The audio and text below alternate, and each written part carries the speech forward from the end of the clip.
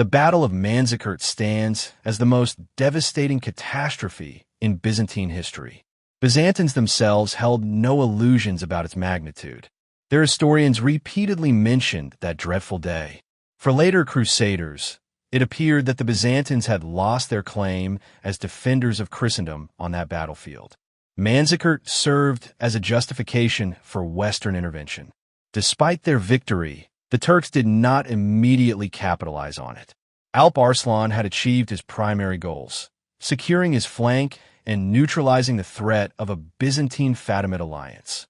His terms for the captured emperor were limited to the withdrawal from Armenia and a substantial ransom for his release. Afterward, he proceeded to campaign in Transoxiana, where he died in 1072. His son and successor, Malik Shah, never personally campaigned in Asia Minor. However, his Turkoman followers began to move. Rather than settle them in the long-established territories of the Caliphate, he directed them towards the central plains of Anatolia, which the Byzantine nobility had already emptied and converted into vast sheep pastures. Malik Shah entrusted his cousin, Suleiman ibn Kutulmish, with the mission of conquering the region for the Turks. The Byzantines themselves facilitated the conquest. The following 2 decades were marked by internal strife and conspiracies. When news of the defeat and the emperor's capture reached Constantinople, his stepson Michael Ducas declared himself of age and assumed control. His authority was solidified by the arrival of his cousin Andronicus with what remained of the army. Michael VII, though intelligent and cultured, was ill-equipped to address the enormous challenges of his time. Romanus Diogenes, upon returning from captivity, found himself deposed. Attempting to reclaim his throne, he was quickly defeated, captured, and brought to Constantinople. There, his eyes were gouged out with such brutality that he died shortly after. Though Michael could not risk allowing Romanus to live, the cruelty of his fate shocked Romanus's influential relatives and his supporters, who soon turned their anger into betrayal. In 1073, Turkish incursions into Asia Minor began in earnest. These invasions were uncoordinated and varied in nature. Suleiman aspired to establish a stable sultanate under the overlordship of Malik Shah. However, other Turkish leaders like Danishmend, Shaka, and Mengücek sought to seize towns or fortresses to rule as bandit chieftains over the local populations. Driving the invasion forward were the Turkoman nomads moving toward the Anatolian highlands. Christians fled ahead of them, abandoning their homes, which were burned, and their livestock, which were seized. Although the Turkomans generally avoided the cities, their disruptive presence severed communication lines across the region, isolated provincial governors, and allowed Turkish warlords to pursue their own ambitions. Their widespread presence would ultimately prevent any meaningful Byzantine reconquest. Emperor Michael attempted to resist the Turkish advance. The cautious betrayal of Roussel of Balliol had allowed his Franco-Norman regiment to survive the catastrophe at Manzikert. Though Roussel had already proven to be unreliable, Michael had little choice but to employ him. He assigned to Roussel a small native force led by the young Isaac Comnenus, nephew of the former emperor. Choosing Isaac was a wise decision. Isaac and his brother Alexius, who accompanied him, belonged to a family that deeply resented the Ducas dynasty. Nevertheless, despite their mother's urgings, both brothers remained loyal to Michael throughout his reign and proved themselves as capable generals. However, Isaac's loyalty was undone by Roussel's treachery. Before their combined army had even encountered the Turks, Roussel and his men rebelled. Surrounded and heavily outnumbered by both Turkish and Frankish forces, Isaac was captured by the Seljuks. Roussel then revealed his true ambitions. Inspired by his fellow Normans who had established their own state in southern Italy, he aimed to found a Norman principality in Anatolia. Though his force consisted of only 3,000 men, they were fiercely loyal, well-trained, and well-armed. To Emperor Michael, Roussel now appeared a greater threat than the Turks themselves. Gathering whatever troops he could muster, Michael dispatched them under his uncle, Caesar John Ducas. Near Amorium, Roussel easily defeated them, capturing the Caesar in the process. Seeking to legitimize his actions, Roussel proclaimed the captive Caesar as emperor and marched towards Constantinople. Reaching the Asian side of the Bosphorus unopposed, Roussel burned the suburb of Chrysopolis, modern Scutari, and established camp among its ruins. In desperation, Michael turned to the only force that could assist him, the Seljuk Sultan Suleiman. With the consent of his overlord, Malik Shah, Suleiman agreed to help in exchange for the eastern Anatolian provinces he already controlled. Roussel turned back to confront the Seljuk army, but his forces were encircled by the Turks at Mount Saphan in Cappadocia. He managed to escape with a small group of followers and established himself in Amasya, further to the northeast. Michael then dispatched Alexius Comnenus to deal with the situation. Alexius succeeded in winning over the chief local Turkish leader, who persuaded Roussel to surrender. Roussel's rule had been so effective and popular that the citizens of Amasya only abandoned their rescue efforts upon hearing that he had been blinded. In reality, Alexius could not bring himself to inflict such harm, and his personal charm even pleased the emperor, who was relieved to learn that Roussel had been spared that fate. Roussel disappears from the historical record, but the consequences of his actions lingered for the Byzantines. They learned a harsh lesson. The Normans could not be trusted. Their ambitions extended far beyond the shores of southern Italy. They sought to carve out new principalities in the east. This experience heavily influenced Byzantine policy 2 decades later. In the interim, Normans were discouraged from serving in the imperial forces, and even their Scandinavian relatives were viewed with suspicion. From that point on, the Varangian Guard was primarily recruited from the Anglo-Saxons of Britain, who themselves had suffered at the hands of the Normans. The growing Norman threat and the empire's ongoing reliance on foreign mercenaries pushed Michael to adopt a policy of appeasement toward the west.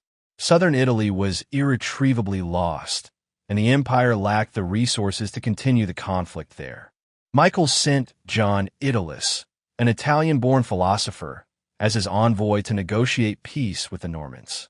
Many Byzantines saw this as a betrayal of imperial interests, but Michael was content. Recognizing the ambitions of the rising house of Hauteville to forge prestigious marital ties, he proposed a union between Guiscard's daughter, Helen, and his infant son, Constantine. Simultaneously, he secured the favor of Pope Gregory VII, establishing a friendly relationship with the papacy. This diplomacy ensured peace along the western frontier.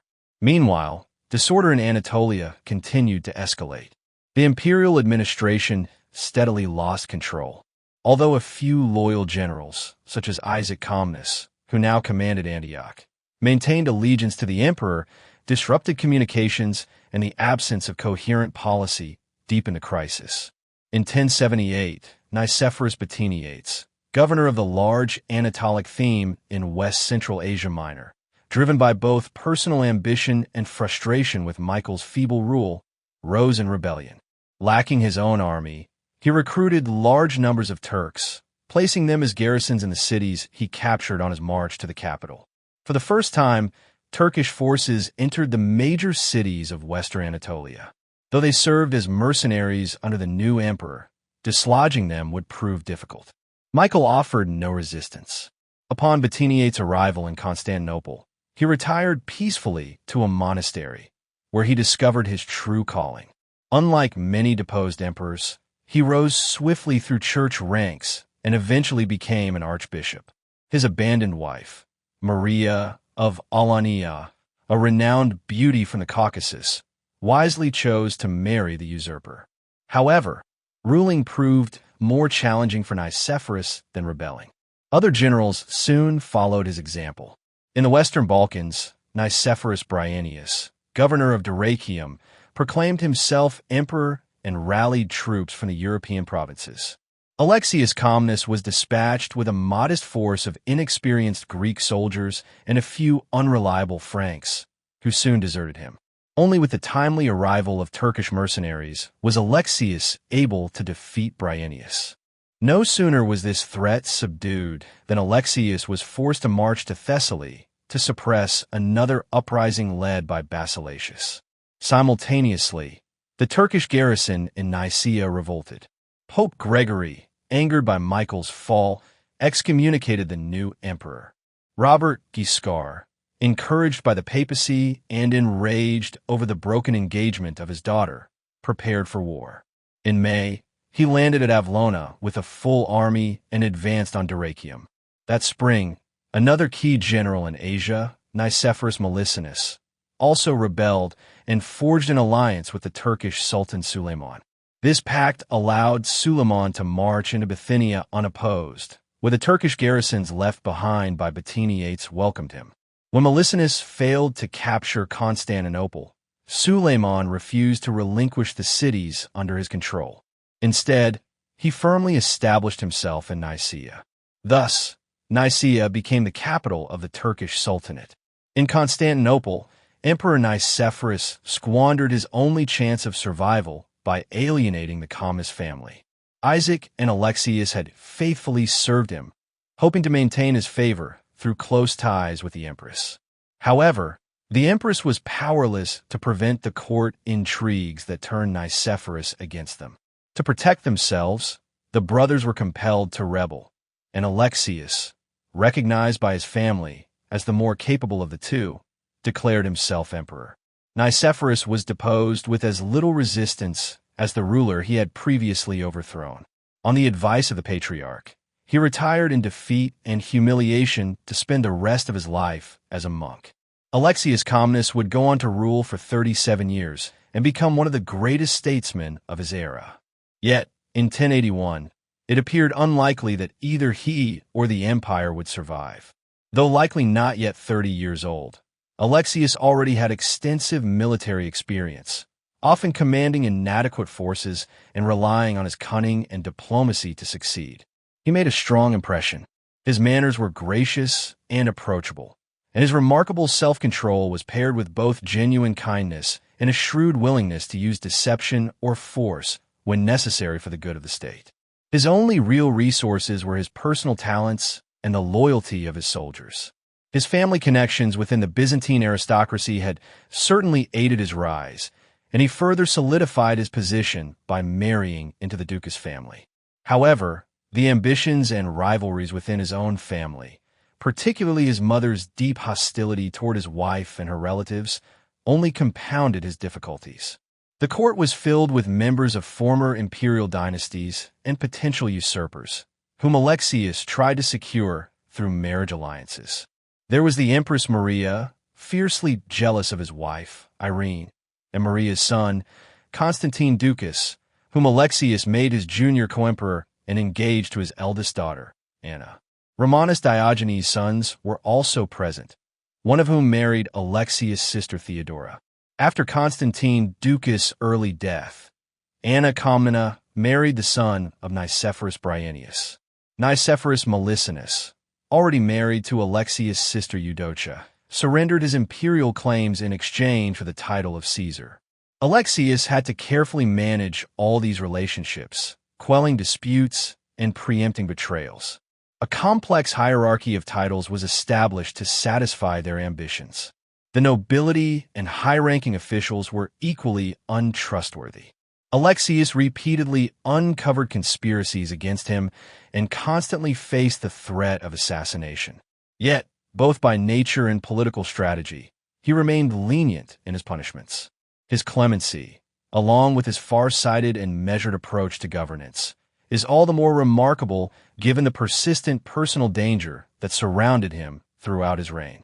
The condition of the empire in 1081 was such that only a man of exceptional courage or sheer recklessness would have dared to assume its leadership. The treasury was empty. Recent emperors had squandered funds, while the loss of Anatolia and continuous uprisings in Europe had severely reduced state revenues. The traditional system of tax collection had completely collapsed. Alexius was no expert in finance. His methods would shock any modern economist.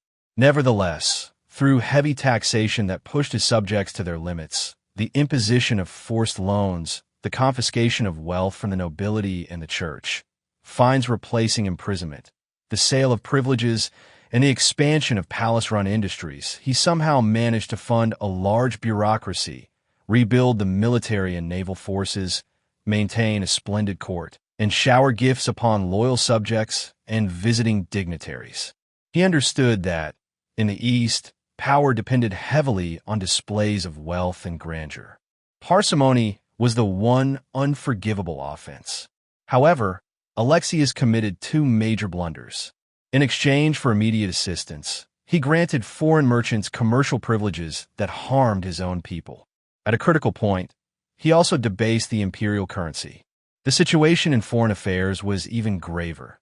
If one could still meaningfully distinguish between internal and external threats, for enemies had penetrated deeply into every part of the empire.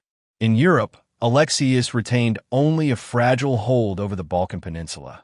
The Slavs of Serbia and Dalmatia had risen in revolt, while the Pecheneg Turks, wandering beyond the Danube, repeatedly crossed the river to raid imperial lands. To the west, Robert Guiscard and the Normans had seized Avlona and were laying siege to Dyrrhachium. In Asia, little remained under Byzantine control beyond the Black Sea coastline, a few scattered cities along the southern coast, and the heavily fortified stronghold of Antioch. Communication with these distant outposts was infrequent and unreliable. A few inland cities remained in Christian hands, but their rulers were completely cut off from Constantinople. Most of Anatolia had fallen under the authority of the Seljuk Sultan Suleiman, who ruled from Nicaea over a vast but loosely governed domain stretching from the Bosphorus to the Syrian frontier. His realm lacked a structured administration and had no stable borders. Other regions were controlled by lesser Turkish warlords, some recognizing Suleiman's authority, though most owed allegiance directly to Malik Shah. Among the most notable were the Danishmend family, who controlled Caesarea, Sebastia, and Amasya. Mengachek, who ruled Erzincan and Colonia, and the most dangerous of all, the ambitious adventurer Shaka, who had captured Smyrna and the Aegean coastline. While some semblance of order was maintained in these rulers' urban centers, the countryside remained chaotic, overrun by nomadic Turkoman bands. The confusion was worsened by the movement of Greek and Armenian refugees. Many Christians converted to Islam and were gradually assimilated into the Turkish population. A handful of Greek communities survived in isolated mountain areas, while the Christian Turks, settled centuries earlier around Caesarea in Cappadocia, managed to preserve their distinct identity and faith into modern times. However, most of the Greek population sought refuge along the shores of the Black Sea and the Aegean. The migration of the Armenians was carried out in a more deliberate and organized fashion. The Armenian princes who had been displaced by the Byzantines were granted estates in Cappadocia, particularly in the southern regions near the Taurus Mountains. Many of their followers accompanied them, and, as the Seljuk invasions intensified, a steady flow of Armenians left their ancestral lands to join these newly established settlements. Eventually, nearly half of Armenia's population was moving southwest. The continued Turkish advance into Cappadocia forced them even further into the Taurus and anti-Taurus mountain ranges, and they eventually expanded into the valley of the Middle Euphrates, which remained untouched by Turkish forces at that time. The territories they abandoned were soon occupied, not by Turks, but by Muslim Kurds migrating from the highlands of Assyria and northwestern Iran. The last Armenian prince of the ancient Bagratid dynasty was executed on Byzantine orders in 1079, after he had committed the particularly brutal murder of the Archbishop of Caesarea. In response, one of his relatives, Rupen, rebelled against the empire and established himself in the hills of northwestern Cilicia. Around the same time, another Armenian leader, Ashin, the son of Hethum, founded a similar principality slightly to the west. Both the Rupenian and Hathumian dynasties would later play significant roles in history, though at that moment they were overshadowed by the more prominent Armenian figure, Varum, known to the Greeks as Philaretus. Philaretus had previously served in the Byzantine army and had been appointed governor of Germanicia, Marash, by Emperor Romanus Diogenes. After Romanus' downfall, Philaretus refused to recognize the rule of Michael Ducas and declared his independence. Amid the chaos of Michael's reign, he captured several key Cilician cities. In 1077, One of his commanders seized Edessa from the Byzantines after a 6-month siege.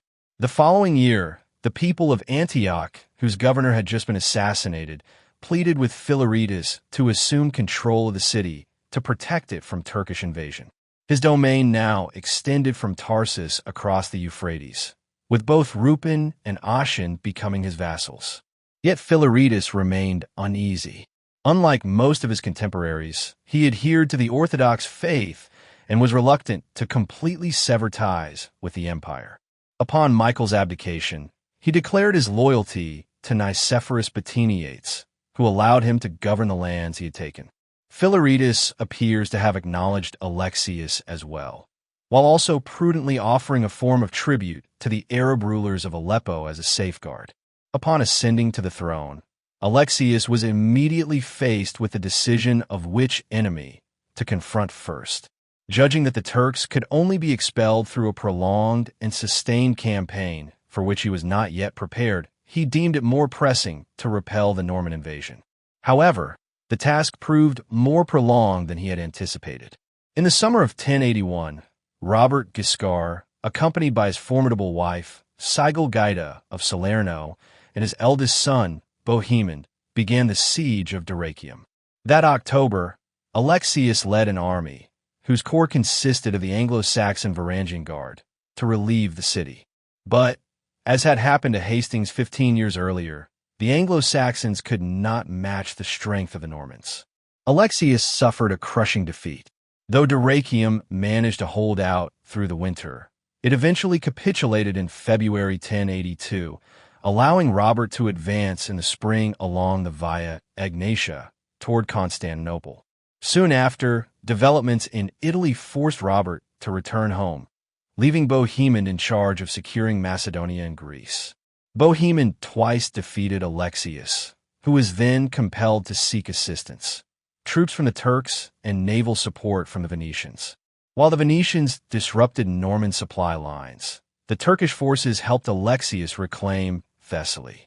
In 1083, Bohemond withdrew to Italy but returned with his father the following year, successfully defeating the Venetian fleet near Corfu. The conflict finally came to an end with Robert's death on Cephalonia in 1085, which led to disputes between his sons over their inheritance. At last, imperial control was reasserted over the European provinces, but during those 4 years, the eastern provinces were irretrievably lost. Philoretus became dangerously entangled in Turkish politics. In early 1085, his son betrayed Antioch to Sultan Suleiman, surrendering the city along with his Cilician territories. Edessa was taken by the Turkish leader Buzan in 1087, but was later reclaimed in 1094 by Thuras, an Armenian who had formerly served as a vassal of Malik Shah and was initially kept in check by a Turkish garrison stationed in the citadel. Meanwhile, Melitene was seized by Gabriel, Thuras's father-in-law, another Armenian who, like Thuras, belonged to the Orthodox Church. Tensions between the Orthodox, Jacobite, and Armenian churches further aggravated instability throughout northern Syria. The non-Orthodox communities welcomed the decline of Byzantine power, often preferring Turkish rule over Byzantine authority. In southern Syria, Seljuk control was now firmly established. Ever since Tughril Bey's entry into Baghdad in 1055, Fatimid possession of Syria had been under threat, leading to a climate of anxiety, unrest, and minor revolts. In 1056, when Byzantine frontier officials at Laodike prevented the pilgrim bishop of Cambrai from traveling south, the Westerners suspected simple hostility toward a Latin cleric. However, the Byzantines were genuinely concerned about the safety of travelers in Syria. This caution was later validated when, 8 years afterward, German bishops crossed the frontier against advice and suffered the consequences, confirming the legitimacy of Byzantine warnings.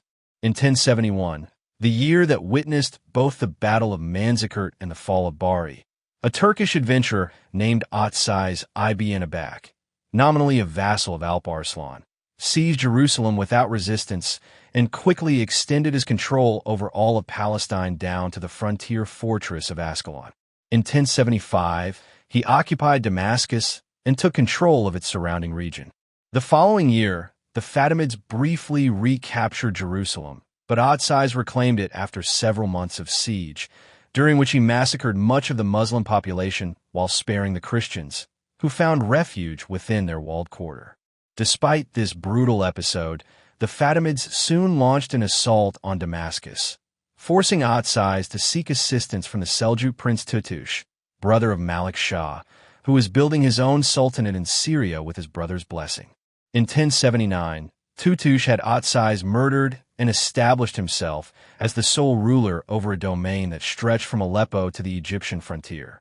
Kutulmish and his deputy Ortok, the governor of Jerusalem, seem to have maintained a relatively stable government.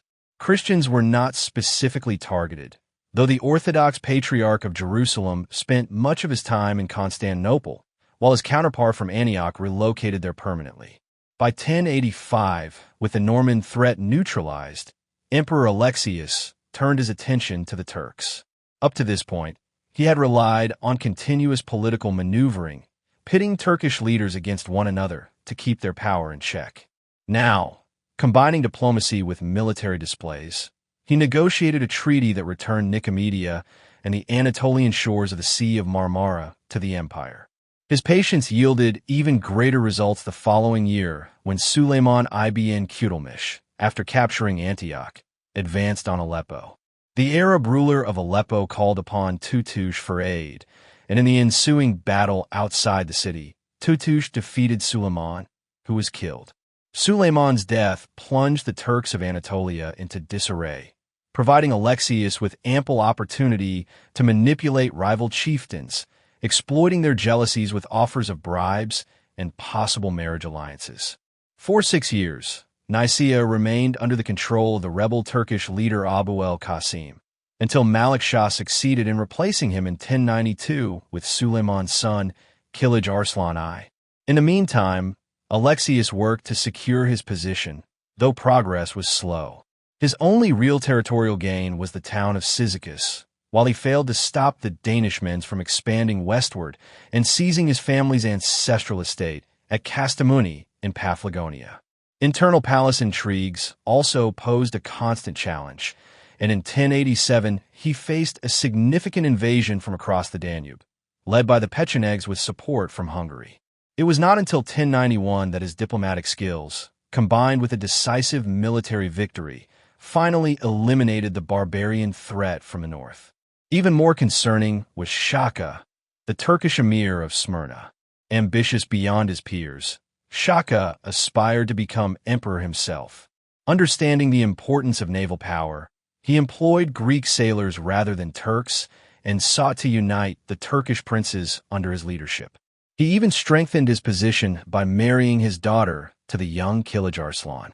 Between 1080 and 1090, Shaka seized control of the Aegean coast along with the islands of Lesbos, Chios, Samos, and Rhodes. One of Alexius's first priorities had been to rebuild the Byzantine fleet, and eventually he succeeded in defeating Shaka at sea near the entrance of the Marmara.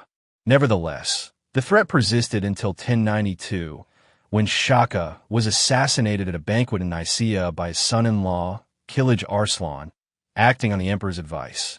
Fearing Shaka's growing power, Kilij Arslan removed him before he could become too great a rival. With the deaths of Suleiman and Shaka, Alexius was able to consider a more assertive policy. His position in Constantinople was now secure, the European provinces were stable, his navy was functioning effectively, and his treasury enjoyed a temporary surplus. However, his army remained small. With Anatolia lost, he had few native troops available, making him heavily reliant on trained foreign mercenaries. By around 1095, the power of the Seljuks appeared to be waning. Malik Shah, who had managed to maintain some degree of unity across the vast Turkish Empire, died in 1092. His passing sparked a civil war among his young sons. For nearly a decade, the Turkish focus shifted primarily to this internal struggle as they negotiated over the division of their inheritance. Meanwhile, Arab and Kurdish leaders rose to prominence in Iraq. In Syria, following Kutulmish's death in 1095, his sons, Ridwan in Aleppo and Dukak in Damascus, proved unable to maintain order. Jerusalem came under the control of Ortok's sons, whose rule was ineffective and oppressive. The Orthodox Patriarch Simeon, along with his senior clergy, withdrew to Cyprus. In Tripoli, a Shiite faction known as the Banu Ammar established an independent principality. The Fatimids began reclaiming southern Palestine. Meanwhile, in the north, Kerboga, the Atabeg of Mosul under the Abbasid Caliph, gradually extended his influence into Ridwan's territories around Aleppo. To travelers of that era, it seemed that each city was ruled by a different master. Remarkably, despite these conditions, travelers continued to make the journey. Though pilgrimages never entirely ceased, the routes had grown increasingly dangerous. In Jerusalem, until the death of Ortok, the Christian community's daily life was relatively undisturbed, and unless open conflict broke out between the Turks and Egyptians, Palestine often remained calm. Anatolia, however, had become treacherous to cross without an armed escort, and even then, danger lurked along the way, with wars or hostile authorities frequently blocking passage. Syria offered little improvement. Bandits infested the roads, and local rulers at each town imposed heavy tolls on travelers. Those pilgrims who managed to complete the arduous journey returned home exhausted, impoverished, and full of horrifying stories.